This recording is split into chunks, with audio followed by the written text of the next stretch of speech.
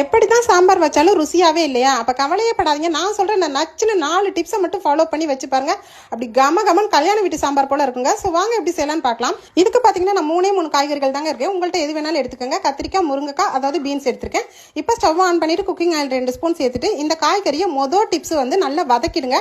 வதக்கிட்டு அதுக்கப்புறம் தண்ணி ஊற்றி வேக வச்சிருங்க. ஸோ 2வது முக்கியமான டிப்ஸ் பார்த்தீங்கன்னா தூரம் பருப்பை ட்ரையாகவே வறுத்துருங்க. வறுத்துட்டு தேவையான அளவுக்கு தண்ணி வச்சுட்டு அதுக்கப்புறம் இதில் பார்த்தீங்கன்னா சின்ன வெங்காயம் போடுங்க, தக்காளி போட்டு, பச்சை மிளகாய் போட்டு, மஞ்சள் சேர்த்து நல்லா வந்து வேக வச்சிருங்க. 3 விசில் வேகட்டும். இப்போ நெல்லிக்காய் அளவு புளி ஊற போடுங்க. 3வது சூப்பரான டிப்ஸ் நம்ம சேர்க்கக்கூடிய மசாலா பொருள் தாங்க. இதுல பாத்தீங்கன்னா 2 ஸ்பூன் சாம்பார் தூள், 2 ஸ்பூன் வந்து குழம்பு மிளகாய் தூள் போட்டு உப்பு தேவையான அளவு போட்டு புளிக்கரைசலை ஊத்திருங்க.